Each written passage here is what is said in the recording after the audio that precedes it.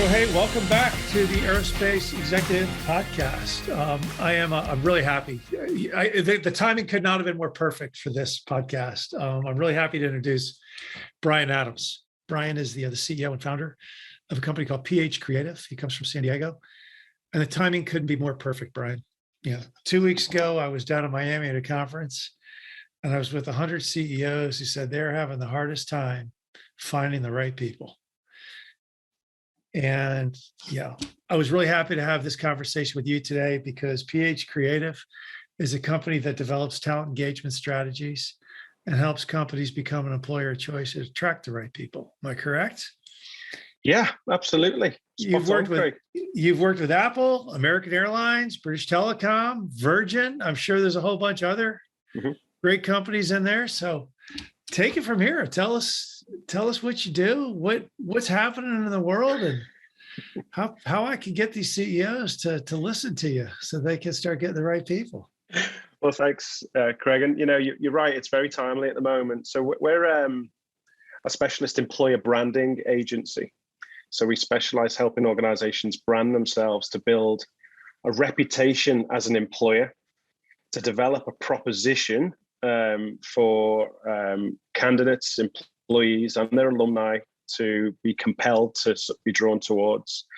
And then we work with the talent experience, so understanding where best to make the brand experience meaningful and memorable and distinctly different, such that we forge a reputation as a great place to work. And it's interesting because we specialize in working with global brands, but we work with mid-sized organizations as well. And even in this day and age, it amazes us that most organizations we walk into do not have a strategic approach to how they find talent and how they go to market, how they attract talent, how they take people through the recruitment process, and then their engagement strategy of how they keep people and keep them motivated and foster and nurture a culture that is in line with the business strategy. So that's essentially what we do. So interesting. At what point does a company say we need Bryan? I mean, typically they're calling you, either there's something's not working, or they want to. At what point are they calling you in and saying, help us? When there's multiple fires that they're trying to put out, usually there's an urgent requirement. In this day and age, it's not uncommon for, Bryan, we need 500 engineers across America or Europe. How can you help us?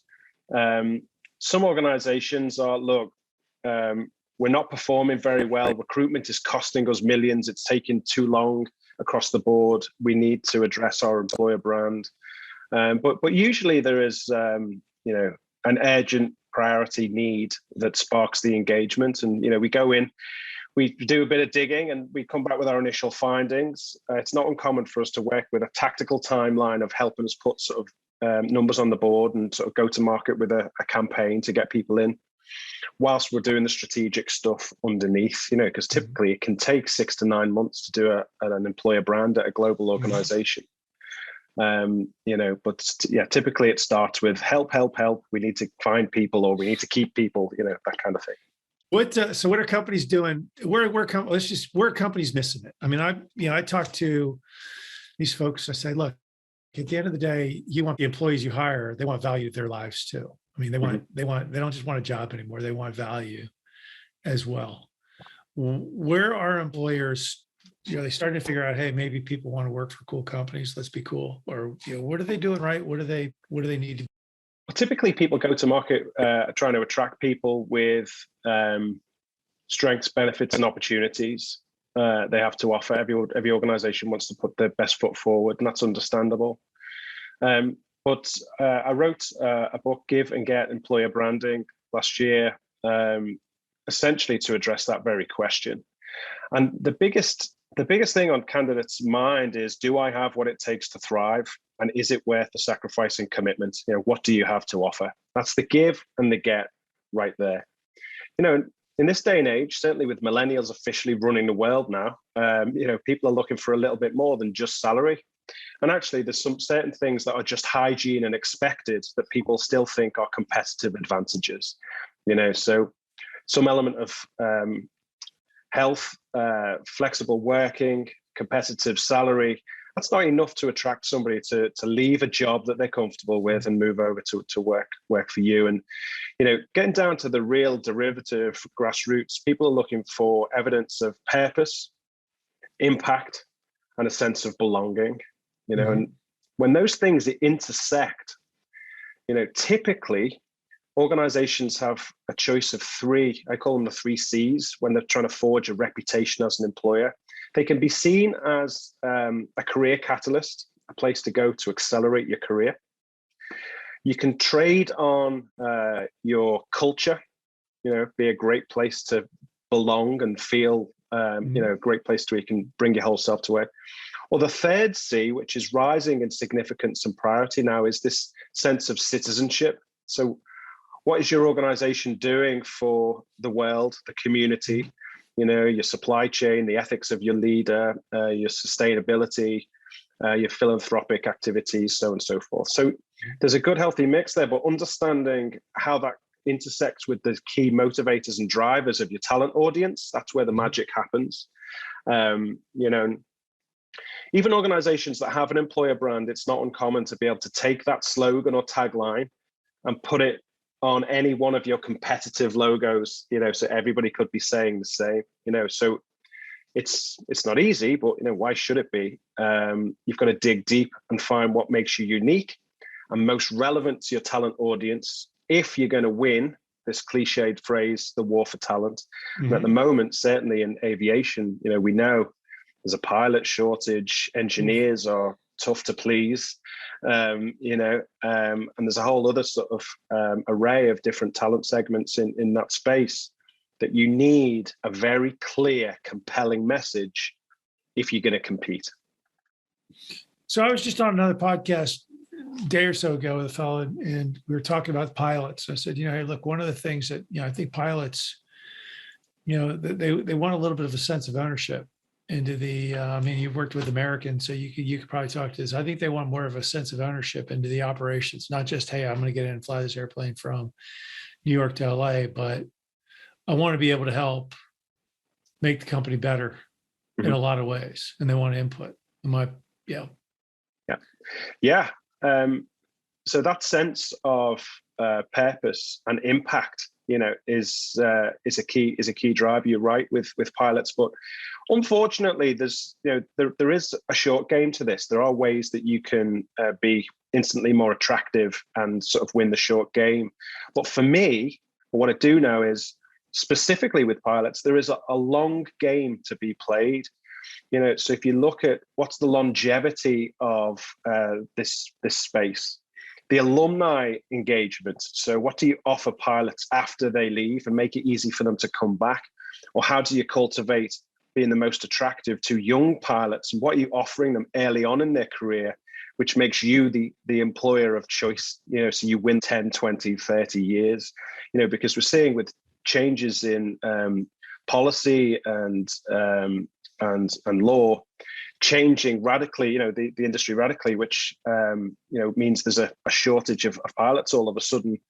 If there was a community where you're cultivating and fostering, looking after the careers of young pilots, or offering their families something, or something significant outside of just the typical benefits and the salary aspects, then you have a competitive advantage. And I think it's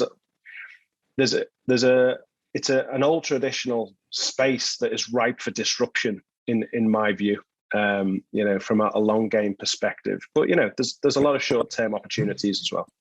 Yeah, you tell me where companies are going. It started out, hey, look, it's a good job, and then you go to like Facebook, Google, Apple, and now they're starting to throw free food. Everybody's got free food, and then they go to, you can bring your dog to work too. Is that where everybody's got to go? Is that does everybody have to go be outlandish, or just go way out there to get the culture and the what's a leader to do to set if they want to set a different culture, change the culture, what's a leader to do? So, I mean, it's a pendulum, and we've seen the pendulum swing towards the sort of the free lunches and all the rest of it, and and a lot of that stuff is surface. And we've seen during the pandemic when everybody had to work from home, it doesn't matter about your foosball or your cafeteria. It's about the sense of purpose, impact, and belonging. Your employer brand needs to be, the ultimate test is, does it work when everybody is working from home? And there's a lot of organizations that we work with. They say people have never felt closer than right now, because people are working harder to be more human and empathetic and compassionate, and working hard to put things in place so people do feel better connected and compassionate towards life outside of the job, and so on and so forth. The number one thing is it got to start with research. You have to make your people feel heard, and you have to have a really good idea of what culture are you trying to foster for the good of people and for the good of the business. And without that alignment, there's no strategic approach. But if you do that homework initially, then you can start to build something that is sustainable, that is different and highly relevant to your talent audience, and that's how you win. You can then play with your personality and character of your brand with confidence, because you have the insights to back it up. Your audience, their motivators and drivers, their preferences and priorities, and it's your job to go to the market with a compelling message that resonates. You've got to get attention, but then you've got to create affinity. So people need to sort of feel like, okay, this is relevant to me. And then through the talent experience, you want to then create affection, so people feel emotionally connected to your brand. And it's quite straightforward with a strategic approach, but you've got to do the groundwork. You've got to understand your people, what they're looking for, and what's special about your organization, and try and bottle it. And it can be a challenge, but it's a fantastic journey to go through. What's the drive? I mean, what's the process to develop that understanding? I mean, companies, the challenge I think companies have is that, we had one, OEM laid off 1,700 people 2 years ago. Now they're trying to bring, on a whole new team, and they're paying big bucks to go get the tech talent. And everybody's kind of like, I'm not sure I want to go to work there anymore. Mm-hmm. So what's what's step one to understand the people, and step two, how do you implement, buzzwords? It's got to be more than just buzzwords. Absolutely. It's, it needs to be evidence-based, and it needs to be aligned from the top down, so you need to understand what's the job the employer brand's got to do. What is the talent required to fuel the business? So you need an understanding of the leadership view. So you've got an idea of what the organization needs to look like tomorrow. That's the aspirational view. The employee view will tell you the warts and all truth about the organization. Because it's not all sunshine and rainbows, and it's really important that you have a warts and all view of what it's like. Mm-hmm. You want to understand the brilliance you're looking for, but also the resilience you're looking for. So what character and capability do people need to cope and thrive inside of your organization? You get that from the employee view. Surveying, interviewing, workshopping, focus grouping, that kind of stuff. And then the final piece, which is vital, is the market view. What are you up against? What do you need to differentiate against? What's working for your competitors, and where's the white space that you can step into and own? With those three things, you can calibrate a unique employer brand that is in line with the business and will stand you in good stead for the future. Interesting. So I mean, it's like, that's the challenge I see now. Is people are just going out there going, hey, we're going to have a career fair. And we just go really throw it. It's almost like putting gum on the wall. And, they have this career fair with no real strategy behind it, other than we're going to go set up a tent and a table. Absolutely. And pray. Yeah. And what you find is, if you're on good form that day and you feel particularly charming and you say the right things, it might be great, but it's not cohesive. It's not a consistent brand experience, and it's not scalable. And what you want is to confidently go to market with a message that will resonate with the right people that are a good match for your organization. So they're going to feel a sense of purpose, impact, and belonging, and their contribution is going to be significant for the direction of travel. And that only comes from really understanding the requirements of the business and the key motivators and drivers of your people, and aligning the two. It's not rocket science, but it is an evidence-based process you need to go through. Yeah. So I mean, I see like going back to you Virgin. You did some work for Virgin. I immediately Virgin Richard Branson. I mean, is Virgin? Hey, cool. He's a happy guy. I'm thinking happy company. Yeah. Well, it's interesting because with Virgin, you've got a reputation you need to live up to, and the consumer brand is very different to the candidate experience. And the work we did for Virgin actually unearthed a huge problem that candidates were going into the experience with high expectations. They were being let down because their candidate experience wasn't great. And they were actually going home and canceling their consumer contract and moving to competitors as a result. Oh my! And it was costing Virgin $6 million a year, and they didn't know. And that was not only did the interview not go well, you canceled your subscription with us. Yeah, so absolutely. You liked us that much. Not only hell no, not just no, but hell no. So that made them look at it in a whole new light. Yeah, I mean, it's like I always think about Southwest Airlines. I grew up with Southwest Airlines. Back in the day, they used to hand you a bottle of Jack Daniels when you got off the airplane. Thank you for flying business class. There's a bottle of Jack Daniels. They didn't give it to me. They gave it to my dad. But he liked it. But then I think about they're struggling now. What are you telling business to do to really go out and attract the difference makers? I mean, how do they really focus on getting that, a player? So, do you know? I'm based in Colorado, and this is where the Navy SEALs train, right? And they have something called Hell Week. Yep. And that sounds pretty awful to me. It's enough to make me run the other way. But actually, a lot of people travel across the country, not despite of Hell Week, but because of it. And the challenge and the sense of pride of going through the other side of Hell Week to become a Navy SEAL. To get elite caliber talent, you have to elevate the opportunity with scarcity and justify the position with what it takes to thrive and what the sense of achievement actually requires. And that means leaning into the harsh realities or the challenges that you might face and appeal to people's sense of impact. And they assess, hey, I can do that. And if I can do that, that means that I'm one of the elite. So you can do that in varying degrees, but it means not leading with, this is a great place to work. It's all sunshines and rainbows and there's free lunches and so on and so forth. People want more than that. I said, I thought the same thing. And the one thing, though, the SEALs do, too, is, hey, look, it's the sense of achievement. It's like an Iron Man. It's like anything where high caliber people strive for. But the one thing about the SEALs, and this is where industry starts to miss it, every layer of leadership in the SEALs is engaged 100% every day. It's you're in it or you're out. Police their own. It's a hard, being a ex-military guy myself, you say, hey, look, if your buddy's only not cutting it, the people are going to tell him there's a culture of his peers, her peers saying you're not getting the job done, get your stuff together.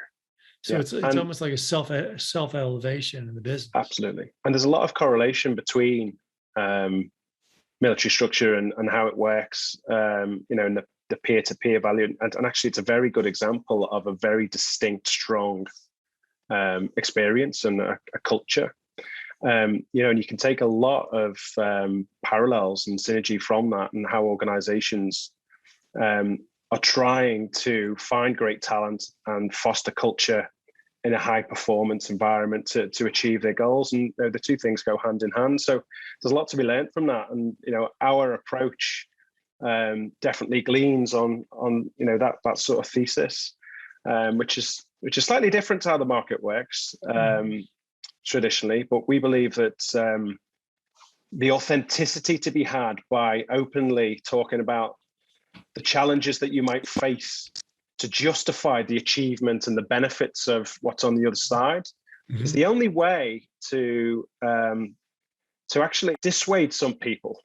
And I know it sounds counterintuitive, but if you repel most people and compel a certain section of the audience, those people are going to be much more highly qualified, much more engaged, and much more a better fit for your culture. I got to think Apple, who you've worked with, I got to think they're getting a gajillion resumes a month coming through their doors, and they get the pick of the litter. But they've got a challenge. If you compete against Apple, how do you, if you're competing against Apple, how do you say, hey, come to work for us? We're going to make your job, your life. That's a very tough conversation. Say, look, if you can hack it in our company, we'll it's not for everybody. It's very hard. It's a very hard task to do. Yeah, I mean, Apple's challenge actually is they're inundated with applications, but they're unqualified because people fall in love with an iPhone and think they want a career at Apple. But actually, you've got to leave your soul at the door. You've got to commit every minute of every day. There's no work-life balance. It's a real challenge. But for some people, some of the developers in Apple, they'll do a 14, 16-hour day. They'll go home and just keep coding because they love it. They're obsessed. But that's not for everybody. But what I can tell you about Apple is you'll go there, you'll find out what your true potential is very quickly, faster than anywhere else. You'll work with some of the smartest people in the world, and you'll see your work in the hands of millions of people every day. And that's worth it for a small percentage of the marketplace. But there's a lot of burnout, and if you're not aware of that going in, it could be the worst place to work for some people. I imagine so, yeah. But Apple being $1 trillion, $2 trillion company, they can afford a few burnouts. I mean, they can afford it. You're a small company. Yeah, every hire matters. I mean, every hire absolutely, matters. Do you find it challenging to create for these companies to create these brands that are terrific, but they don't scare people away and they don't burn people out? I think every organization we've worked with has a unique set of circumstances and a unique proposition.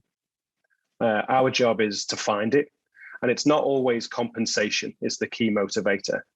But you can go to Google and write some code, and that code never sees the light of day.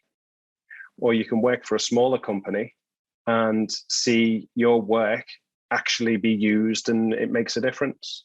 But what I was talking about is your process when you're going to a company does it all start with the leadership? And it's like an interview with the leader. Tell us about you. Tell us about your style. Tell us what you're trying to build here. It's got to start with leadership. We've done this a number of times over the years where it hasn't had leadership sponsor, and it's always ended in failure.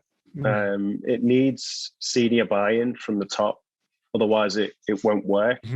And it must be aligned with the direction of travel from a business point of view. And if we don't have a good idea of the direction of travel from a business point of view, what you'll get is an employer brand that's fit for purpose now, but it doesn't stand you in good stead going forward. So the trick is to balance the aspiration of the brand with the reality of today. So it's authentic and it's valuable to take the organization forward.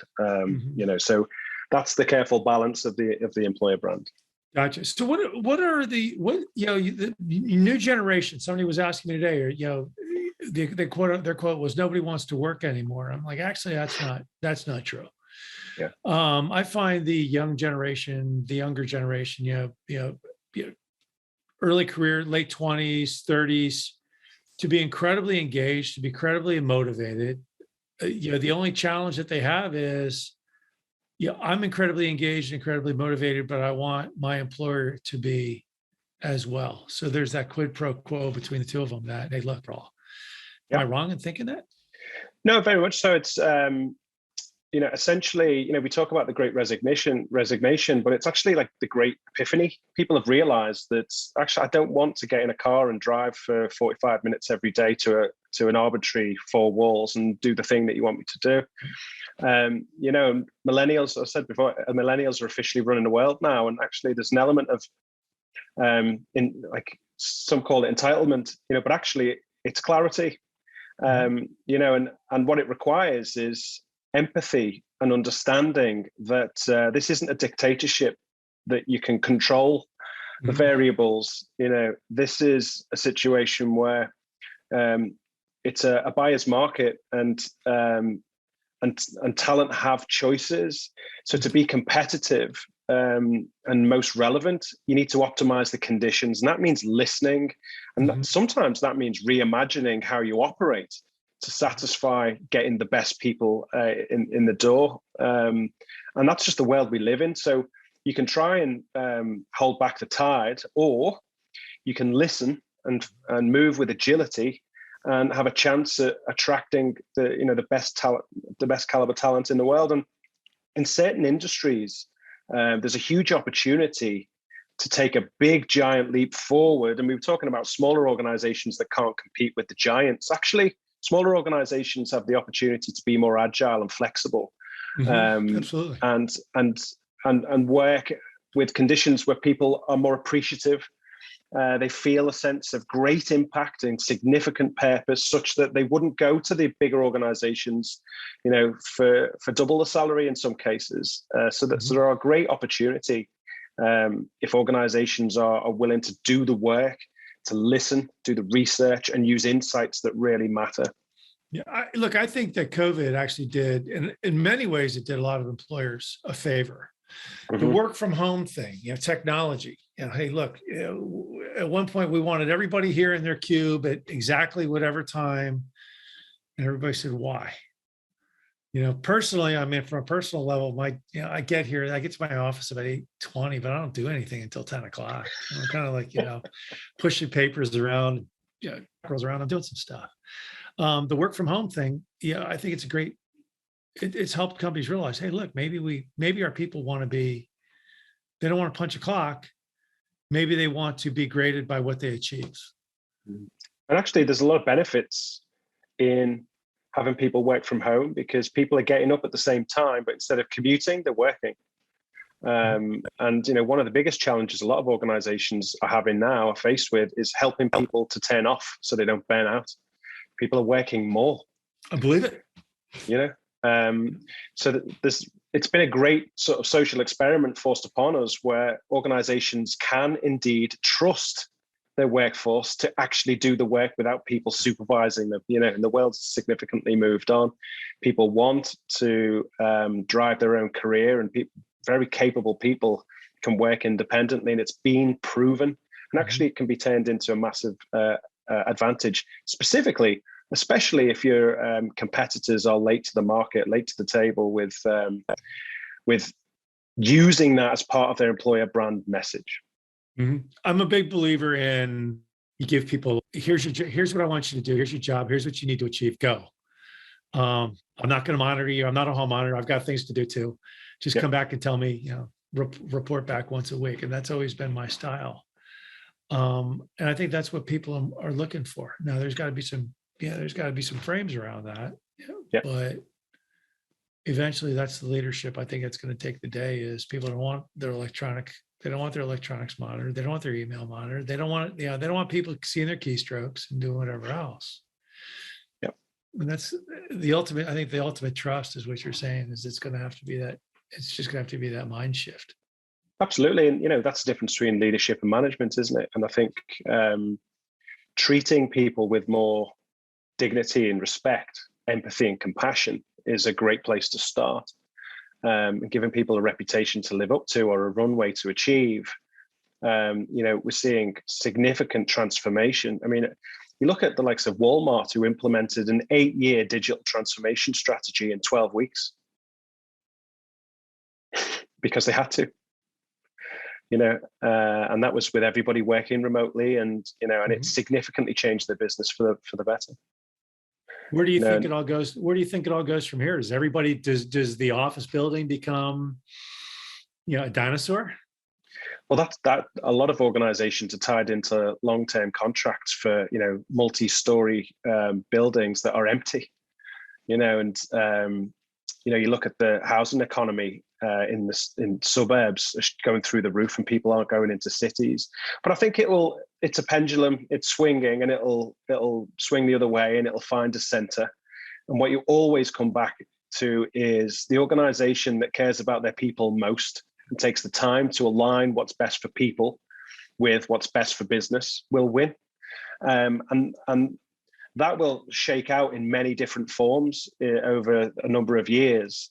But if it's your guiding principle and your North Star, then you won't go too far wrong, But employer brand isn't a one and done. It's a constant listening and moving with the marketplace and remaining relevant. Absolutely. So it's an ongoing process. Yeah, no, I mean, look, yeah, absolutely. It's like the former who was a Mayor Koch in New York. He used to get out every week and go, "How am I doing?" I think the CEO needs to be asking that. I mean, I was reading the Wall Street Journal, like Bobby Kotick, CEO of Activision. All his employees, if he doesn't resign, all his employees are walking out. And absolutely, you think about, hey, look, you think who's got the power now, right? Absolutely.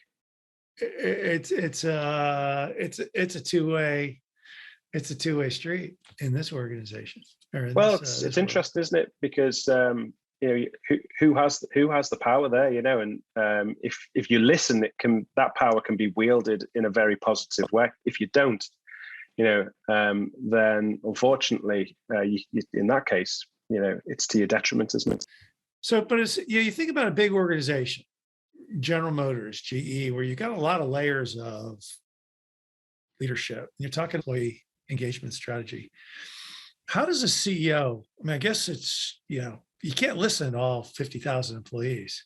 How does a CEO know when a leader's become unengaged? I mean, if you wanted to say, how I want a snapshot of my organization on any given day, or do they?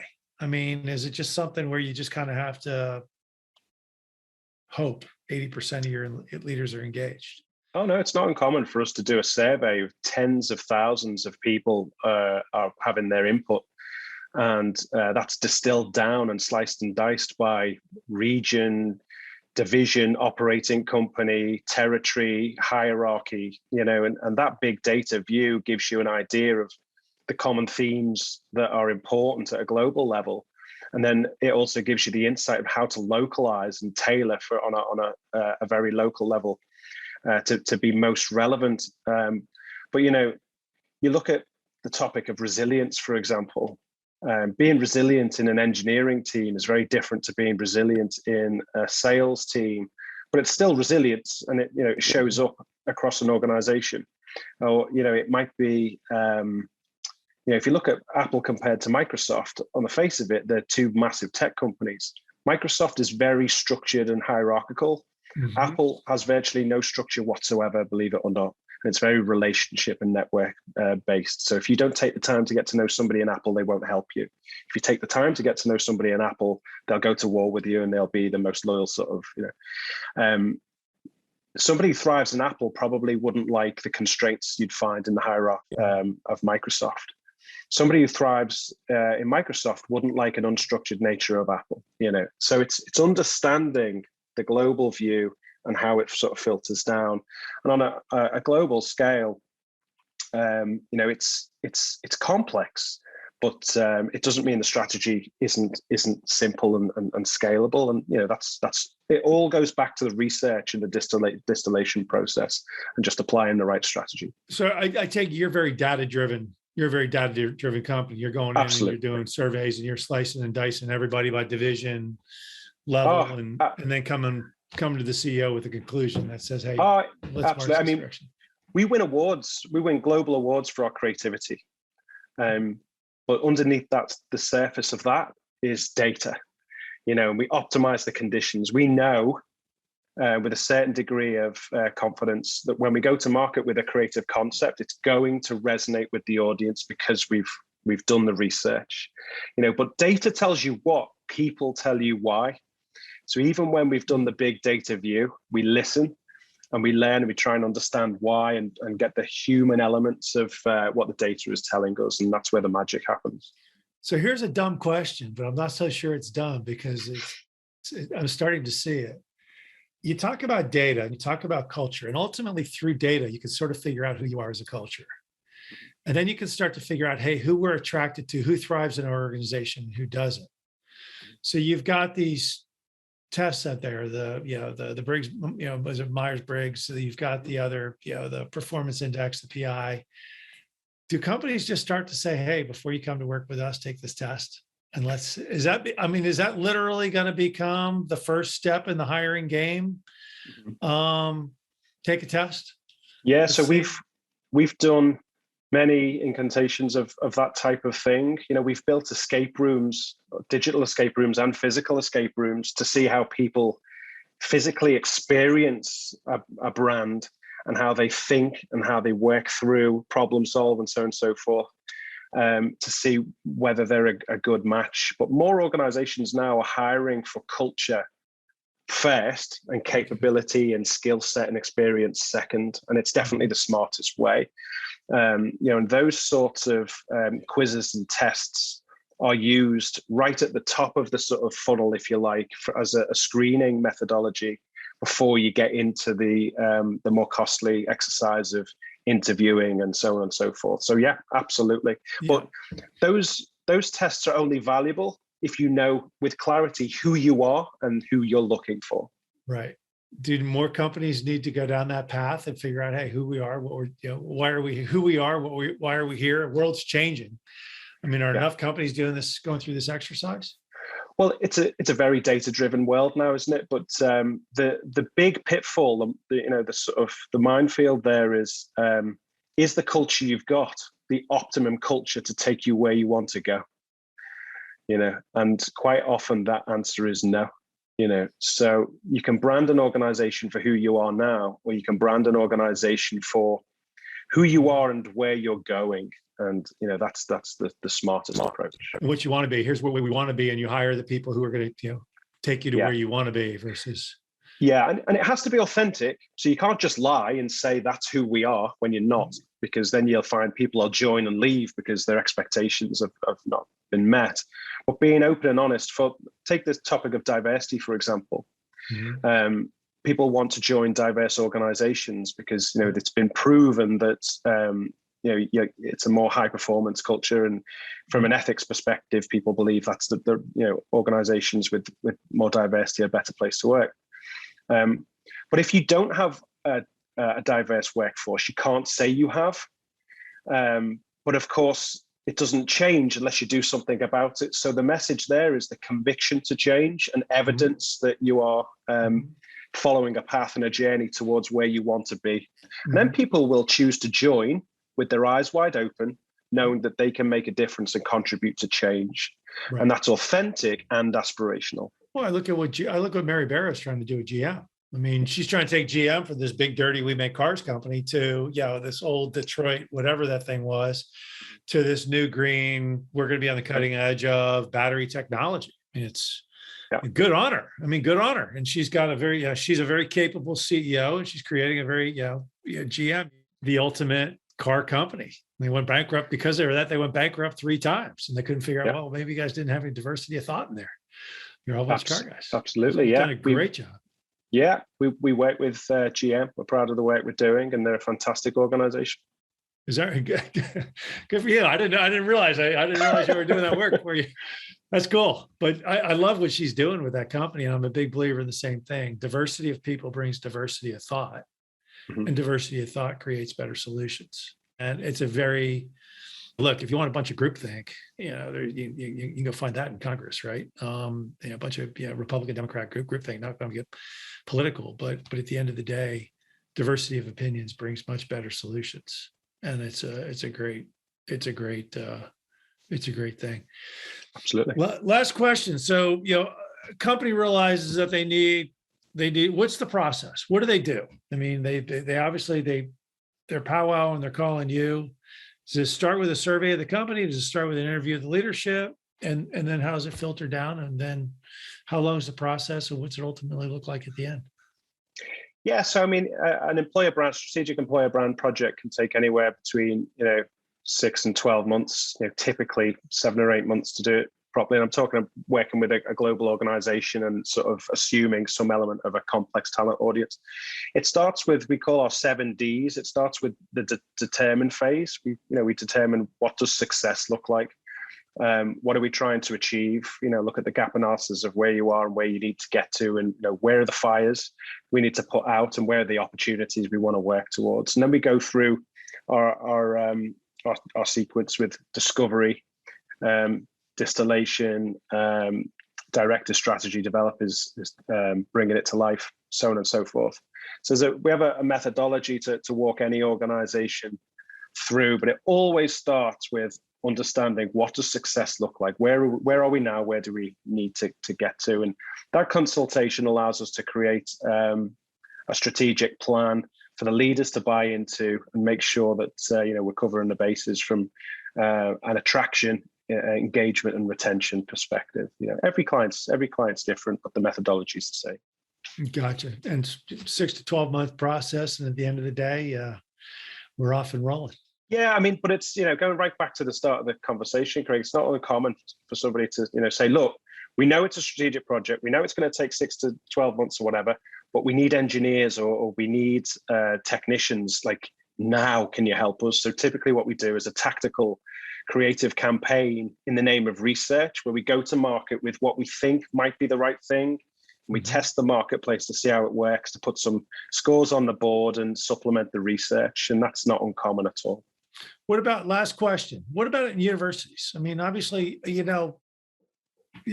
companies sometimes just target their favorite university, and they're always, is there a better way to go to market when you think about the young folks coming out? Is there a better way for the young folks to target the companies that they're attracted to? Yeah, universities are tried and tested. The challenge is, certainly from a diversity perspective and a sort of limited supply perspective, now it's a very competitive environment. So the chances are the big tech companies or the big names in your sector are going to sort of snatch up all of that young talent. And actually, there's a lot of other sources, different communities, and different areas of talent and expertise elsewhere that you can fish for talent, or foster talent, nurture talent at a younger age. And there's different ways of going about it, with a little bit of creativity and insight and knowledge of the talent marketplace. But universities are always going to be a good place to start, but it's not the be all and end all. And if you do that, you're going to get a limited supply. You're going to pay top dollar to compete with big competitors, and you're going to get a less diverse source of talent in the process. Gotcha. And then how do people best brand themselves to find the right company for them? Yeah, so personal branding, it's an interesting topic, but now people aren't applying for jobs, they're shopping for jobs, they're interviewing companies, their mindset has changed. So, my advice is to look at the career website, understand the values and the proposition that is published on most career websites, and see if there's some affinity and alignment.